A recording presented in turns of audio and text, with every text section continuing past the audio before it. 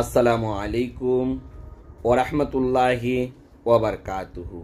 কেমন আছেন আমার দেশ ও প্রবাস ভাই ও বন্ধুরা?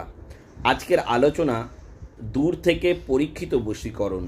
আপনি দূর থেকে আপনার প্রিয়জন মানুষকে বশ করতে চাইছেন, আপনার আপনজন মানুষকে হাতের মুঠোয় আনতে চাইছেন, আপনার স্ত্রী বাপের বাড়ি চলে গেছে, আসতে চাইছে না, তাকে আনতে চাইছেন, আপনার স্বামী দূরে কোথাও চলে গেছে, আপনার কথা শুনছে না, তাকে আনতে চাইছেন।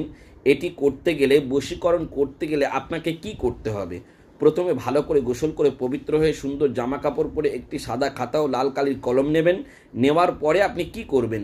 দেখুন, স্ক্রিনে যে তাবিজটি দেখতে পাচ্ছেন, এই তাবিজটি আপনি পরপর 3টে লিখবেন।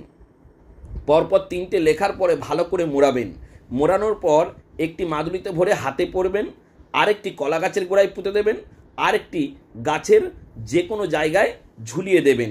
আমার প্রাণপ্রিয় বন্ধুরা, যারা এই কাজটি করতে চাইছেন, আপনাদেরকে সম্পূর্ণ অনুমতি দিলাম, কাজটি করুন। কিন্তু করার আগে ছোট্ট কাজ আপনাদের একটি করতে হবে। কি কাজ? এই ভিডিওটি অন্তত 5 জনাকে শেয়ার করতে হবে আর চ্যানেলটিকে অবশ্যই সাবস্ক্রাইব করতে হবে। এই টোটকাটি এতটাই পরীক্ষিত, আপনি করার সাথে সাথে যার জন্য করবেন সেই ব্যক্তি আপনার জন্য সম্পূর্ণ পাগল ও উন্মাদ হয়ে যাবে, আপনার জন্য ছুটে বেড়াবে, একদম গ্যারেন্টি ও পরীক্ষিত।